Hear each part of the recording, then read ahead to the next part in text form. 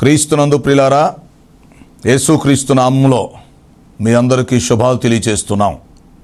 క్రీస్తు రాకడ ధ్వని శాంతి ఆదరణ సందేశాలు అను టీవీ కార్యక్రమం కొరకు ప్రేమతో మిమ్మల్ని ఆహ్వానిస్తున్నాం. మీరు మీ విలువైన సమయాన్ని కేటాయించుకొని మా కార్యక్రమాలు చూస్తున్నందుకు మీ కృతజ్ఞతలు. ఈ కార్యక్రమాలు మీ ఆత్మీయ జీవితానికి ఎంతో సహాయపడుతున్నవని నమ్ముతున్నాం. ప్రియులారా, ఈ టీవీ పరిచర్యకు ప్రార్థించండి, సహకరించండి, ప్రోత్సహించండి. ఈ కార్యక్రమాలు ఇతరులు కూడా పరిచయం చేసి వారు కూడా చూసి మేలు పొందినట్లుగా సహాయపడాలని మీకు మనవి చేస్తున్నాం. విశ్వాసంతో ఎంతో ఖర్చు పెట్టి కొనసాగిస్తున్న ఈ కార్యక్రమాలు తుది వరకు కొనసాగేటట్లుగా ప్రార్థించండి. దేవుడి మిమ్మల్ని ప్రేరేపిస్తే మీరు కూడా ఒక కార్యక్రమానికి స్పాన్సర్ చేసి ఈ పరిచర్యలో పాలిభాగస్తులు కావాలని ప్రేమతో మీకు మనవి చేస్తున్నాం. ప్రత్యక్షంగా టీవీ ద్వారా మేము స్వార్థ ప్రకటిస్తున్నాం. పరోక్షంగా ప్రార్థిస్తున్నవారు, సహకరిస్తున్నవారు, మమ్మల్ని ప్రోత్సహిస్తున్న వారంతా ఈ పరిచర్యలో పాలిభాగస్తులు అని జ్ఞాపకం చేస్తున్నాం. యేసుక్రీస్తు వారు ఇచ్చిన గొప్ప ఆజ్ఞని మేము పాటిస్తున్నాం. మీరు వెళ్ళి సమస్త జనులను శిష్యులుగా చేయండి అని ప్రభువు చెప్పారు. కనుక ఈ టీవీ ద్వారా మీ గృహాల్లో ప్రవేశించి మిమ్మల్ని పలకరించి మీకు సువార్త చెప్పి మరి ప్రభు రాకడ కొరకు ఎత్తబడే దేవుని సార్వత్రిక సంఘము కొరకు మిమ్మల్ని సిద్ధపరచడానికి మా వంతు ప్రయత్నాన్ని మేము కొనసాగిస్తున్నాం. యేసుక్రీస్తు రెండవ రాకడను గురించి, ప్రపంచ భవిష్యత్తును గురించి అనేకమైన విషయాలు మనం తెలుసుకొని మనం సిద్ధపడి మనం ఇతరులను సిద్ధపరచడానికి దేవుడు మనకిచ్చిన ఈ మంచి అవకాశాన్ని మనం అందరం కలిసి వినియోగించుకుందాం. ప్రస్తుతం మనము యేసుక్రీస్తు రెండవ రాకడ వర్తమానాలు ఒక సబ్జెక్టుగా తీసుకొని సీరియల్గా వరుసగా ధ్యానం చేస్తూ ఉన్నాము. ఈరోజు మరొక నూతన అంశాన్ని ప్రారంభిస్తున్నాం. ఇద్దరు సాక్షులు. గమనించండి, గతంలో మరి దేవుని బోర, దాని వలన కలిగే ఫలితాలు, ఈ అంశాన్ని 8 కార్యక్రమాల్లో మీకు అందించడం జరిగింది. సో ఇప్పుడు ప్రకటన గ్రంథం 11వ అధ్యాయం ఆధారం చేసుకొని ఇద్దరు సాక్షులను గూర్చి మరి కొన్ని వర్తమానాలు వరుసగా వినబోతున్నాం. చక్కగా ఈ అంశాన్ని మీరు ఉపయోగించుకొని ఆత్మీయంగా బలపరచబడాలని మనవి చేస్తున్నాం. ఈరోజు ఇద్దరు సాక్షులకు సంబంధించినటువంటి అంశంలో నుండి మొదటి వర్తమానం ఇద్దరు సాక్షుల యొక్క పరిచయం. ఇద్దరు సాక్షులు ఎవరు, వారికి సంబంధించిన పోలికలు మొదలగు విషయాలు నేర్చుకోబోతున్నాం. వాక్యం కొరకు మన మనసులను సిద్ధం చేద్దాం. ప్రార్థన. పరిశుద్ధుడు అయిన మా తండ్రి, జీవాధిపతి, మీ ఘనమైన పాదాలకు స్తుతి స్తోత్రాలు చెల్లిస్తున్నాం. ఈరోజు రెండవ రాకడ వర్తమానాల్లో 120వ వర్తమానం తీసుకోబోతున్నాం. సహాయం చేయండి. ఇద్దరు సాక్షులు, వారి కార్యాలు, ఈ అంశంలో నుండి మొదటి వర్తమానం తీసుకోబోతున్నాం. ఇద్దరు సాక్షులు పరిచయం. ఇద్దరు సాక్షులు ఎవరు, వారి పోలికలు ఏమిటి, ఈ వర్తమానంలో మేము తెలుసుకోబోతుండగా మీరు బోధకులై మాకు బోధ చేయమని మనం చేస్తున్నాం. మీ దాసుని నన్ను బలపరిచి వాడుకోండి. రక్షణ లేని వారికి రక్షణ దయచేయమని మనం చేస్తున్నాం. రక్షణ పొందిన వారిని సంఘంలో స్థిరపరిచి బలపరిచి మీ రాకడ కొరకు సిద్ధపరచమని మనం చేస్తున్నాం. ఈ కార్యక్రమం సహకరిస్తున్న వారి కుటుంబాన్ని కూడా దీవించండి, మహిమ పొందండి. ఈ సమయంలో మాకు అవసరమైన సందేశం దయచేసి మీరే మహిమ పొందమని యేసు పరిశుద్ధ నామములో అడుగుచున్నాను తండ్రి, ఆమేన్. ప్రియులారా, ఈ ఉదయకాల సమయంలో ఆసక్తితో కూడి వచ్చిన మీ అందరికీ ముందుగా శుభాలు, ప్రత్యేక వందనాలు తెలియచేస్తూ మిమ్మల్ని వర్తమానం కొరకు ఆహ్వానిస్తున్నాం. క్రీస్తు రాకడ ధ్వని శాంతి ఆదరణ సందేశాలు. ఈరోజు ఇద్దరు సాక్షులు, ఈ అంశంలో నుండి మొదటి వర్తమానం తీసుకోబోతున్నాం. గతంలో దేవుని బోర, దాని వలన కలిగే ఫలితాలు 8 కార్యాలను గురించి అనేక వర్తమానాలు మనం నేర్చుకోవడం జరిగింది. ఓకే, ఈ రోజు నుండి నూతన అంశం ఇద్దరు సాక్షులను గూర్చి మరికొన్ని వర్తమానాలు తీసుకుంటాం. క్రమంగా ప్రతి కార్యక్రమానికి హాజరై మంచి నోట్స్ సిద్ధం చేసుకొని ఆత్మీయంగా మీరు బలపరచబడాలని మేము మనం చేస్తున్నాం. క్రీస్తు రాకడ ధ్వని యూట్యూబ్లో, ఫేస్బుక్లో మీరు వింటున్న చూస్తున్న ఈ వర్తమానాలు అందుబాటులో ఉంటాయి. ఆ అవకాశాన్ని మీరు ఉపయోగించుకోవచ్చు. ఓకే, క్రీస్తు రాకడ ధ్వని యూట్యూబ్ ఛానల్ని సబ్స్క్రైబ్ చేయండి, మీకు తెలిసిన అందరికీ షేర్ చేయండి. ఓకే, ప్రకటన గ్రంథం 11వ అధ్యాయం. ఇద్దరు సాక్షులు. ఓకే ప్రియులారా, ప్రకటన గ్రంథం అనగా ప్రకటనల గ్రంథం అని మనం అర్థం చేసుకోవాలి. ఇది దేవుని సార్వత్రిక సంఘమునకు సంబంధించిన ప్రకటనలు. పెండ్లి కుమారుడైనటువంటి యేసుక్రీస్తు వారు పెండ్లి కుమార్తె సంఘానికి వ్రాసి పంపినటువంటి పత్రికే ప్రకటన గ్రంథం మనం అర్థం చేసుకోవాలి. ఈ ప్రకటన గ్రంథంలో 11వ అధ్యాయంలోకి మనం వచ్చేసరికి ముఖ్యంగా 3 అంశాలు మనకి కనిపిస్తాయి. 1 దేవాలయమునకు సంబంధించిన కొలతలు, 2 2 సాక్షులు, 3 7వ బోర దాని ఫలితాలు మొదలగు విషయాలు 11వ అధ్యాయంలో చూస్తాం. అయితే ప్రస్తుతానికి మనం 2వ రాకడ వర్తమానాలు సీరియల్గా ధ్యానం చేస్తున్నాం కాబట్టి 2 సాక్షులను గూర్చి లోతుగా ఆలోచించడానికి ప్రయత్నం చేస్తున్నాం. ఓకే 2 సాక్షులకు సంబంధించినటువంటి సబ్జెక్టును గూర్చి చిన్న పుస్తకం తయారు చేయొచ్చు, అనేకమైనటువంటి వర్తమానాలు చెప్పొచ్చు. ఓకే ఈ 2 సాక్షులను గూర్చి ప్రకటన గ్రంథంలో 11వ అధ్యాయం 3 నుండి 11 వరకు మనం చూడవచ్చు. ఓకే ఈరోజు మొదటి వర్తమానం ఏమిటి? 2 సాక్షులు పరిచయం. తర్వాత 2 సాక్షులు ఎవరు, వారిని గూర్చి క్రైస్తవ సంఘాల్లో ఉన్నటువంటి భిన్నాభిప్రాయాలు, అలాగే 2 సాక్షులకు సంబంధించిన కొన్ని సాదృశ్యాలు మొదలగు విషయాలు ఈ వర్తమానంలో చూడబోతున్నాం. జాగ్రత్తగా గమనించండి. మొట్టమొదటిగా ప్రియులారా, మనం ఆలోచించాల్సిన విషయం ఏంటంటే యేసుక్రీస్తు 2వ రాకడకు ముందు సంఘము ఎత్తబడిన వెంటనే 2 సాక్షులు భూమి మీదకు పంపించబడతారని మనం అర్థం చేసుకోవాలి.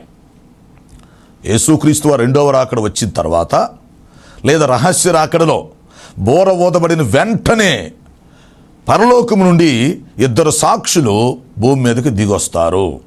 ఓకే అయితే ఈ 2 సాక్షులు ఎందుకు వస్తారు అనేది మనం ఆలోచించాలి. తర్వాత దేవుడు 2 సాక్షులు ఎందుకు పంపిస్తున్నాడు? ఒక్కరిని పంపొచ్చు కదా. మనం ఒకసారి ధర్మశాస్త్రాన్ని ఆలోచిస్తే, అలాగే న్యాయశాస్త్రాన్ని పరిశీలన చేస్తే, ఏదైనా ఒక విషయాన్ని సత్యముగా రుజువు చేయటానికి, నిర్ధారణ చేయటానికి 2 లేక 3 సాక్షులు కావాలనేది మనకు తెలుసు. ఓకేనా? ఆ విషయం ధర్మశాస్త్రం చెప్తుంది, న్యాయశాస్త్రం కూడా చెప్తుంది. అంటే ఒక విషయాన్ని మనం సత్యము అని చెప్పాలంటే, ఒక విషయాన్ని మనం రుజువు చేయాలి, నిర్ధారణ చేయాలంటే కనీసం 2 లేక 3 సాక్షులు కావాలి. అందుకని ఇప్పుడు దేవుడు ఏం చేస్తున్నాడు? వాక్యానుసారంగా మరి సంఘం ఎత్తబడిన తర్వాత యేసుక్రీస్తు వారి యొక్క తన రాకడను గురించి రుజువు చేయటానికి పరలోకము నుండి 2 సాక్షులు పంపిస్తున్నట్టుగా మనం అర్థం చేసుకోవాలి. ఓకే తర్వాత ఈ 2 సాక్షులు 3.5 సంవత్సరాల కాలం భూమి మీద పరిచర్య చేస్తారు. ఆ విషయాలు తర్వాత నేను చెప్తాను. అయితే మరి సంఘం ఎత్తబడిన తర్వాత ఈ 2 సాక్షులు 7 ఏళ్ల శ్రమల కాలంలో మొదటి 3.5 సంవత్సరాల కాలంలో పరిచర్య చేస్తారు. అయితే కొంతమంది చివరి 3.5 సంవత్సరాల కాలంలో పనిచేస్తారని కూడా చెప్తారు. సరే, ఇక్కడ మనం ఆలోచించాల్సిన విషయం ఏంటి? సంఘం ఎత్తబడి వెళ్ళిపోతుంది, 2 సాక్షులు ఖచ్చితంగా వస్తారు. కొంతమంది అయితే సంఘం ఎత్తబడక ముందే 2 సాక్షులు వస్తారని చెప్పేవాళ్ళు కూడా ఉన్నారు. అది కరెక్ట్ కాదు. మరి సంఘం ఎత్తబడిన తర్వాత మొదటి 3.5 సంవత్సరాల కాల వ్యవధిలో ఈ 2 సాక్షులు వచ్చి సాక్ష్యం చెప్తారని, పరిచర్య చేస్తారని, వారి కార్యకలాపాలు కొనసాగిస్తారు అని, దేవుని చిత్తాన్ని భూమి మీద జరిగిస్తారు అని మనం అర్థం చేసుకోవాలి. ఓకే అంటే ఒక సాక్షి మాట చెల్లదు గనక దేవుడు 2 సాక్షుల్ని పంపిస్తున్నాడని మనం గ్రహించాలి. ఓకే ఇకపోతే ఈ 2 సాక్షుల గురించి మనం ఆలోచన చేస్తే వీరిని గురించి క్రైస్తవ సంఘాలలో భిన్నాభిప్రాయాలు ఉన్నాయి. వాటిని కూడా మనం తెలుసుకుందాం. అయితే 2 సాక్షులు పొలాన్నోళ్ళు అని బల్లగుద్ది చెప్పటం కష్టం. ఎందుకంటే వాక్యంలో చెప్పని పేర్లు మనం ప్రస్తావించకూడదు. అయితే వాక్యంలో మనం వ్యాఖ్యానం చేయొచ్చు, లేకపోతే మన అభిప్రాయాలు వ్యక్తం చేయొచ్చు. అవునంటారా? ఇంకొక విషయం, సరే 2 సాక్షులు ఎవరు అని చెప్పే ముందు ఈ 2 సాక్షుల గురించి ఇక్కడ ప్రకటన గ్రంథం 11వ అధ్యాయంలో 4 సాదృశ్యాలు కూడా చెప్పబడ్డాయి. వాటిని కూడా మనం గమనించవచ్చు. ఒకటేంటంటే ఈ 2 సాక్షులు 2 దీపస్తంభాలతో పోల్చబడ్డారు. తర్వాత రెండవది 2 ఒలీవ చెట్లతో పోల్చబడ్డారు. 3 సొదొమతో, 4 ఐగుప్తుతో పోల్చబడ్డారు. ఆ విషయాలు మీరు అర్థం చేసుకోండి. కాబట్టి మనం జకర్యా గ్రంథంలో 4వ అధ్యాయంలో మనం చూసినప్పుడు అక్కడ మనకి దీపం కనిపిస్తూ ఉంది, దీపస్తంభం. సో 2 సాక్షులు 2 దీపస్తంభాలతో పోల్చబడ్డారు. అంటే దాని అర్థం ఏంటి? ఆనాడు 2 సాక్షులు భూమి మీదకి వచ్చి దీపాల్లాగా వెలుగునిస్తారని మనం అర్థం చేసుకోవాలి. చీకట్లో ఉన్నటువంటి మానవ జాతికి, పాపములో ఉన్నటువంటి మానవ జాతికి, సంఘం ఎత్తబడగా విడిచిపెట్టబడిన గుంపుగా ఉన్నటువంటి వీళ్ళకి, నశించిపోతున్నటువంటి మనుషులకు ఆ 2 సాక్షులు వచ్చి వెలుగులాగా 2 దీపస్తంభాల్లాగా ప్రకాశిస్తారని మనం గ్రహించుకోవాలి. అవును, యేసుక్రీస్తు వారు చెప్పాడు కదా, నేను లోకమునకు వెలుగై ఉన్నాను అని చెప్పాడు. అవునా? యోహాను సువార్త 8:12లో నేను లోకమునకు వెలుగై ఉన్నాను అన్నాడు. అంటే చీకట్లో ఉన్న ఈ మానవ జాతికి నేను వెలుగుని ఇవ్వటానికి వచ్చానని ప్రభువు చెప్పకని చెప్పారు. సో అలాగే మరి సంఘం ఎత్తబడిన తర్వాత శ్రమల కాలంలో 2 సాక్షులు వచ్చి లోకానికి వెలుగుగా ఉంటారు, 2 దీపస్తంభాల్లాగా ప్రకాశిస్తూ ఉంటారు. అది మనం అర్థం చేసుకోవాలి. ఈ 2 సాక్షుల ద్వారా చాలామంది ఆ సమయంలో రక్షణ పొందొచ్చు, చాలామంది ప్రభావితం చేయబడతారు, అనేక మంది రక్షణ పొంది హతసాక్షులుగా మరణించి ప్రభు రాజ్యంలో ప్రవేశించే అవకాశం ఉంటుంది. సో 2 సాక్షుల ద్వారా ఇటు ఇశ్రాయేలు ప్రజల్లోనూ అటు అన్ని జనుల్లో కూడా గొప్ప ప్రభావం చూపించవచ్చని మనం గ్రహించుకోవాలి. కాబట్టి 2 సాక్షుల యొక్క సాదృశ్యాలు మనం చూస్తే ఇక్కడ ప్రకటన గ్రంథం 11వ అధ్యాయంలో 4వ వచనంలో మనం చూసినప్పుడు 1 వారు 2 దీపస్తంభాలతో పోల్చబడ్డారు. ఓకేనా? తర్వాత 2వ పోలిక చూడండి, సాదృశ్యం, వారు 2 ఒలీవ చెట్లతో పోల్చబడ్డారు. 11:4 ఈ 2 సాక్షులు 2 ఒలీవ చెట్లను 2 దీపస్తంభాలై ఉన్నారు అని వాక్యం చెప్తుంది. సో వీళ్ళు ఒలీవ చెట్లతో ఎందుకు పోల్చబడ్డారు? వేరే చెట్లతో పోల్చబడవచ్చు కదా. అవును ప్రియులారా, ఈ ప్రపంచములో ఉన్నటువంటి చెట్లన్నింటికీ రాజు ఒలీవ చెట్టు. అంతేకాదు, ఈ ప్రపంచములో ఉన్నటువంటి చెట్లన్నింటిలో ఎక్కువ సంవత్సరాలు బ్రతికేది, జీవించేది ఒలీవ చెట్టు. ఒలీవ చెట్టుకి చావు లేదు, అది సజీవమైనది. అవును, క్రీస్తు కాలములో ఉన్న ఒలీవ చెట్లు గెత్సేమని తోటలో కొన్ని నేటికి ఉన్నాయి. ఒలీవ చెట్లు ఏదన్నా భూకంపం వచ్చినప్పుడో, తుఫాను వచ్చినప్పుడో పడిపోవటమో, లేకపోతే ఎవరైనా నరగటమో తప్ప ఒలీవ చెట్లు మ్యాక్సిమం అవి సజీవంగా ఉంటాయి. కనుక గెత్సేమనే తోటకి ఒలీవల తోట అనే పేరు కూడా ఉంది. ఆ గెత్సేమనే తోటలో ఒలీవ చెట్లు ఉన్నాయి, నేటికి కూడా కొన్ని సాక్ష్యం ఇస్తున్నాయి. యేసుక్రీస్తు కాలంలో ఉన్న ఒలీవ చెట్లు ఇప్పటికీ ఉండటం గమనార్హం. అంతేకాదు, ఆ నోవాహు కాలంలో జలప్రళయం వచ్చినప్పుడు ప్రపంచమంతా మానవ జాతి మొత్తం నశించిపోయినప్పుడు ఓడలో నుంచి మరి బయటికి పావురాన్ని వదిలినప్పుడు ఒలీవ ఆకును తీసుకొచ్చి చూపించినట్టుగా సాక్ష్యంగా మనం చూస్తాం. అంటే ఆనాడు మరి చెట్లన్నీ మరి నాశనమైపోయినప్పుడు ఒలీవ ఆకు అక్కడ సజీవంగా కనిపిస్తున్నట్టుగా మనం చూస్తాం.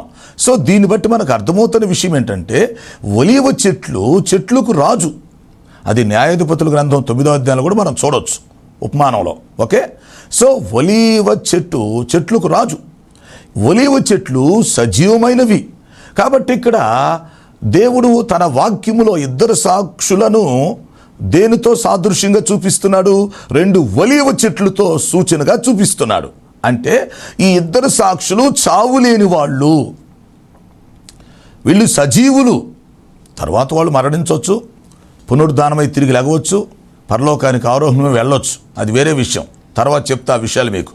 కాబట్టి ఇక్కడ 2 సాక్షుల గురించి మనం ఆలోచిస్తున్నప్పుడు వీళ్ళు 2 దీపస్తంభాలతో పోల్చబడ్డారు, అలాగే 2 ఒలీవ చెట్లతో పోల్చబడ్డారు. ఓకేనా? ఆ తర్వాత మనం ప్రకటన 11:8లో మనం చూసినప్పుడు వాళ్ళు సొదొమతోనూ ఐగుప్తుతోనూ పోల్చబడినట్లుగా మనం చూస్తున్నాం. ఉపమాన రూపంలో అని ఉంది, అంటే ఆత్మీయంగా. సో ఈ 2 సాక్షుల్ని అప్పుడోళ్ళు ఎలా పోలుస్తున్నారు? ఎలా హేళన చేస్తున్నారంటే సొదొమతో పోలుస్తున్నారు, ఐగుప్తుతో పోలుస్తున్నారు. అదేంటి? ఇద్దరు సాక్షులు మంచోళ్ళు కదా, అవునా? వాళ్ళు దేవుని బిడ్డలు కదా, దేవుని గురించి సాక్ష్యం ఇవ్వటానికి వచ్చారు కదా.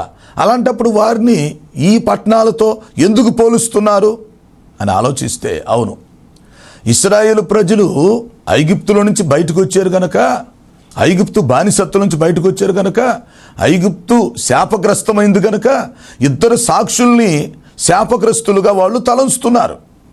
అంతేకాదు, మరి సొదొమ పట్టణాలు కూడా మరి శాపగ్రస్తమైనవి గనక, అగ్ని చేత కాల్చబడి భస్మైపోయినవి గనక ఇప్పుడు ఇద్దరు సాక్షులను వీళ్ళు హేళన చేస్తూ, అవునా, చిన్న చూపు చూస్తూ, విమర్శిస్తూ వాళ్ళకి ఏమని పేర్లు పెడుతున్నారు? ఆత్మీయంగా లేక ఉపమాన రూపంలో ఈ ఇద్దరు సాక్షులు వీళ్ళు సొదొమ లాంటోళ్ళు, ఐగుప్తు లాంటోళ్ళు అని వాళ్ళకి పేర్లు పెట్టారన్నమాట. సో ఈ విధంగా మనం ఆలోచిస్తే ఒక విషయం మనకు అర్థమవుతుంది.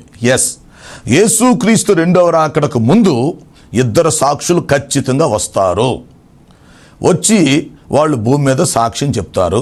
ఓకేనా? తర్వాత ఈ ఇద్దరు సాక్షులు మరి చక్కగా 2 ఒలీవ చెట్లతో పోల్చబడ్డారు, అంటే వారు సజీవులు. ఈ ఇద్దరు సాక్షులు 2 దీప స్తంభాలతో పోల్చబడ్డారు.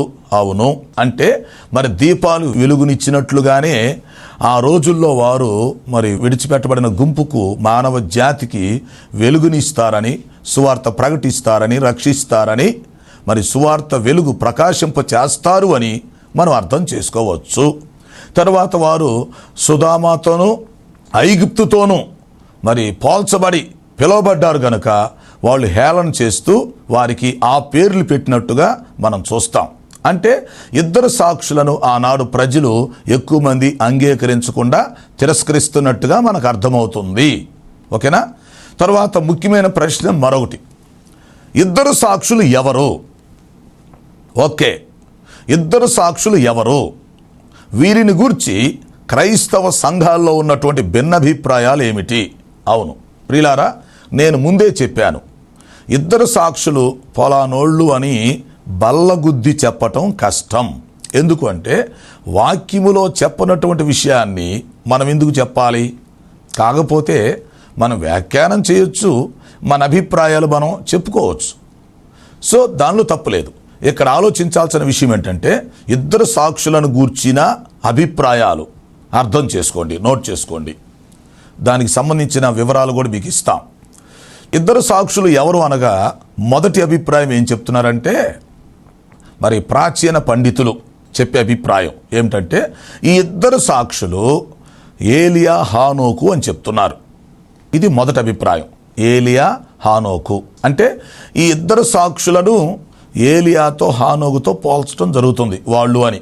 ఎందుకు అంటే ఈ ఇద్దరు సాక్షులు 2 ఒలీవ చెట్లతో పోల్చబడ్డారు గనుక, ఒలీవ చెట్లకు చావు లేవద్దు గనుక. అంతేకాకుండా మరి బైబిల్లో ఇద్దరు వ్యక్తులే మరణం చూడకుండా భూమి మీద నుంచి ఆరోహణమై వెళ్ళిపోయారు. అవునా? మరి ఆదికాండంలో హానోకు, రాజుల గ్రంథంలో ఏలియా, వీళ్ళిద్దరూ మరణం చూడకుండా శరీరముతో ఉండగానే సజీవులుగా ఆరోహణమే వెళ్ళిపోయారు. ఇంకెక్కువ మంది వెళ్ళలేదు. కాబట్టి ఇద్దరే వాళ్ళు మరణం చూడకుండా వెళ్ళారు. కాబట్టి ఇక్కడ ఇద్దరు సాక్షులు అన్నారు కనుక వాళ్ళు అంచె దినాల్లో మరలా తిరిగి వస్తారని, వచ్చి ఇక్కడ సాక్ష్యం చెప్తారని, తర్వాత మరణించి తిరిగి లేచి ఎక్కడి నుంచి వెళతారని ప్రాచీనుల అభిప్రాయం. కాబట్టి మరి ఇద్దరు సాక్షులు, మరి చావులేనోళ్ళు బైబిల్లో ఇద్దరే ఉన్నారు కాబట్టి ఆ ఇద్దరు సాక్షులు అయి ఉంటారు. అంచె దినాల్లో సాక్ష్యం చెప్పే దానికోసం దేవుడు ఇద్దరికి మరణం లేకుండా చేసి తీసుకెళ్ళి ఉంటాడు అనేది వాళ్ళ ఆలోచన. హానోకేమో మరి ధర్మశాస్త్రం లేని వారికి, ఏలియా ఏమో ధర్మశాస్త్రం కలిగిన వారికి సాదృశ్యంగా ఉన్నారని చెప్తారు. సో మొదటి అభిప్రాయం ఏంటి? ఏలియా, హానోకులు అనేది. నేడు క్రైస్తవ సంఘాల్లో ఎక్కువ మంది ఈ అభిప్రాయాన్నే ఒప్పుకుంటున్నాం. ఇకపోతే రెండవ ఆలోచన ఏంటంటే వారు ఏలియా, మోషేలు అనేది. ఇద్దరు సాక్షులు ఎవరు? ఏలియా, మోషేలు అనేవాళ్ళు. ఎట్లా? మోషే ధర్మశాస్త్రమునకు, ఏలియా ప్రవక్తలకు సూచనగా ఉన్నారనేది వారి ఆలోచన. అంతేకాదు తర్వాత ఇద్దరు సాక్షులు చేసినటువంటి కార్యాలు ఏలియా మోషేలు కూడా చేశారు. ప్రకటన గ్రంథంలో 11వ అధ్యాయంలో ఇద్దరు సాక్షులు ఏ కార్యాలైతే భవిష్యత్తులో చేస్తారో ఆ కార్యాలు మోషే ఏలియాలు చేశారు. మోషే నీళ్ళను రక్తంగా మార్చడం జరిగింది, ఏలియా ఏమో ఆకాశం నుంచి అగ్ని రప్పించడం జరిగింది. సో దాన్ని బట్టి వీళ్ళు ఖచ్చితంగా మరి ఏలియా మోషేలు అయి ఉంటారనేది ఆలోచన. ఇంకోటి ఏంటంటే యేసుక్రీస్తు వారు మరి భూమి మీదకి వచ్చినప్పుడు ఆయన రూపాంతర కొండ మీద ఉన్నప్పుడు ఏలియా మోషేలతో మాట్లాడాడు కాబట్టి ఆ ఇద్దరు సాక్షులు వీళ్ళు అయి ఉండొచ్చు. సో ఈ విధంగా మొదటి ఆలోచన ఏలియా హానోకులు అని, రెండవ ఆలోచన ఏలియా మోషేలని చెప్తున్నారు. అయితే మూడవ ఆలోచన కూడా ఉంది. వీళ్ళేం చెప్తారంటే ఆ ఇద్దరు సాక్షులు ఏలియా బాప్తిస్మిచ్చి యోహాను అని చెప్తారు. ఎందుకంటే ఏలియానేమో అందరూ ఒప్పుకుంటున్నారు. మరి ఇప్పుడు బాప్తిస్మిచ్చి యోహాను పరిస్థితి ఏంటి? మరి మలాకీ గ్రంథంలో 4వ అధ్యాయం 5-6 వచనాల్లో మనం చూసినప్పుడు నేను రాకముందు నా సేవకుడైనటువంటి ఏలియాను పంపిస్తాను అని ఉంది కదా. కాబట్టి ఆ ఏలియా బాప్తిస్మిచ్చి యోహాను అనేది వాళ్ళ ఆలోచన. అంతేకాదు మరి మత్తయి సువార్తలో 11వ అధ్యాయంలో మనం చూసినప్పుడు మత్తయి సువార్త 11:17లో మీకు నమ్మశక్యమైతే రానున్న ఏలియా ఇతడే అని యేసుక్రీస్తు వారు బాప్తిస్మిచ్చి యోహాను గురించి సాక్ష్యం ఇస్తాడు. అంతేకాకుండా మరో చోట మనం చూస్తే మత్తయి సువార్త 17వ అధ్యాయంలో కూడా మరి యేసుక్రీస్తు వారు బాప్తిస్మిచ్చి యోహాను గురించి పరోక్షంగా చెప్పినట్టుగా ఉంటుంది. సో ఈ ఆలోచనలన్నిటిని తీసుకొని మరి రానున్న ఏలియా అంటే బాప్తిస్మిచ్చి యోహానే కాబట్టి తర్వాత అతడు ఏలియా వంటి ఆత్మయు శక్తియు గలవాడని వాక్యములో ఉంది గనుక వీటన్నిటిని బట్టి చూస్తే మరి ఏలియా బాప్తిస్మిచ్చి యోహానే నమ్ముతారు. ఇది మూడవ ఆలోచన. ఇక నాలుగవ ఆలోచన ఏంటంటే కొంతమంది వాళ్ళిద్దరూ అపోస్తులైనటువంటి పేతురు పౌలని చెప్పేవాళ్ళు కూడా ఉన్నారు. దీనికి కూడా చెప్పే ఆధారాలు ఉన్నాయి. ఎట్లంటే ప్రకటన గ్రంథం 11వ అధ్యాయంలో 8వ వచనంలో మనం చూస్తే అక్కడ వారి ప్రభువు కూడా చంపబడ్డాడు అని ఉంటుంది. అక్కడ వారి ప్రభు అంటే ఎవరు? వారి ప్రభు అంటే ఎవరు? అపోస్తులు. అంటే ఇది క్రొత్త నిబంధనకు సంబంధించిన విషయం కాబట్టి అంచె దినాల్లో దేవుడు మరి అన్ని జనులకు అపోస్తుడైనటువంటి పౌలు, యూదులకు అపోస్తుడుగా ఉన్నటువంటి పేతుర్ని ఇద్దరిని తీసుకొచ్చి మరి క్రొత్త నిబంధన సంఘానికి సాక్షులుగా ఉంచుతాడని కొంతమంది నమ్ముతారు, ఒప్పుకుంటారు. సో ఇదొక ఆలోచన. అయితే 5వ అభిప్రాయం ఒకటి ఉంది. అదేంటంటే అసలు ఇద్దరు సాక్షులు అనేవాళ్ళు వాళ్ళు సపరేట్గా సృష్టించబడిన వాళ్ళు, వాళ్ళు దేవుని చేత పంపబడిన వాళ్ళు. ఆ సమయంలో దేవుడు ఒక ఇద్దరిని యవనస్తుల్ని ఈ లోకానికి పంపొచ్చు అనేటువంటి ఆలోచన కూడా ఉంది. సో ఈ విధంగా ప్రియులారా మనం అర్థం చేసుకోండి. ఇద్దరు సాక్షుల గురించి మనం పరిచయం చేసుకుంటున్నప్పుడు, వారి గురించి ఆలోచిస్తున్నప్పుడు, వారు ఎవరు అనేటువంటి ఆలోచన అభిప్రాయాలు తీసుకుంటున్నప్పుడు ఇవన్నీ కూడా వస్తున్నాయి. అయితే పొలాందని చెప్పి మనం నిక్కచ్చిగా చెప్పటం కష్టం అనుకోండి. అయితే ఈ అభిప్రాయాలను మనం పరిగణలోకి తీసుకోవచ్చు. ఏమేంటి ఒకసారి గుర్తు చేసుకోండి. 1 ఏలియా హానోకు, 2 ఏలియా మోషే, 3 ఏలియా బాప్తిస్మిచ్చి యోహాను, 4 వాళ్ళు పేతురు పౌలు, 5వది సపరేట్గా దేవుడు ఇద్దరు వ్యక్తుల్ని ఆ సమయానికి పంపిస్తాడు. ఎందుకంటే దేవుడు ఎవరినైనా సృష్టించగలడు, పంపించగలడు. ఆయన సమర్థుడు. ఉదాహరణకి మరి అబ్రహాము కాలంలో దేవుడు మెలికిసెదెకును పంపించాడు, అవునా? మరి ఆ మెలికిసెదెకు ఎవరో ఇప్పటికీ ఎవరికీ తెలియదు, ఆది అంతం లేనివాడు. సో అబ్రహాము దగ్గరికి ఆనాడు మరి ప్రధాన యాజకుడుగా మెలికిసెదెకును పంపినటువంటి దేవుడు ఆ రెండవ రాకడ సమయంలో ఇద్దరు సాక్షుల్ని పంపటం అనేది సాధ్యమే, అదే సరిపోతుంది అని కొంతమంది వాదిస్తారు. సో ఏది ఏమైనప్పటికీ ఒక విషయాన్ని మనం గమనించాలి. వాళ్ళ పేర్లు కంటే అక్కడ సబ్జెక్టు ముఖ్యం.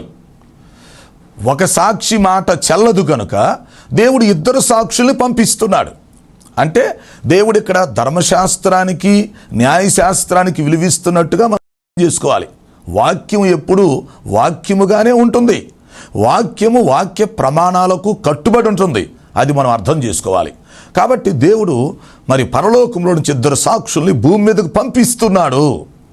వీళ్ళు సంఘం ఎత్తబడక ముందు అని కొంతమంది చెప్పినప్పటికీ మరి సంఘం ఎత్తబడిన తర్వాత మొదటి 3.5 సంవత్సరాల కాలంలో ఆ 2 సాక్షులు వచ్చి సాక్ష్యం చెప్తూ వారి పరిచర్య కొనసాగిస్తారు అని మనం అర్థం చేసుకోవాలి.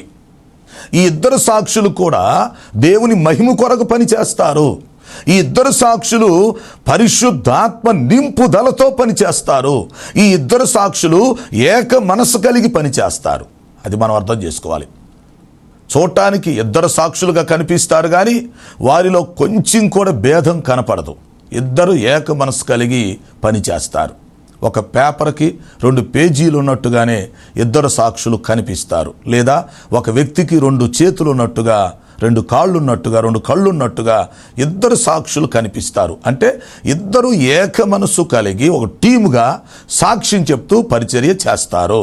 ఇక్కడ మనం నేర్చుకోవలసిన లెసన్ ఏంటంటే ప్రియులారా, మనము కూడా ఎంతమంది దైవ సేవకులు ఉన్నప్పటికీ, ఎంతమంది నాయకులుగా ఉన్నప్పటికీ దేవుని యొక్క సార్వత్రిక సంఘములో మనమంతా కలిసి ఏక మనసు కలిగి, మనమంతా పరిశుద్ధాత్మ పూర్ణులమై, మనమంతా కూడా వాక్యానుసారంగా పనిచేయాలి. ఆ 2 సాక్షులను చూసి మనం జ్ఞానోదయం తెచ్చుకోవాలి. ఈ అంచె దినాల్లో వాళ్ళు ఏక మనసుతో పనిచేశారు కదా, అదే ఏక మనసు మనకు కావాలి. మనం ఎంతమందిమైనా ఉండొచ్చు, ఏక మనసు కావాలి. మనం టీం వర్క్ చేయాలి.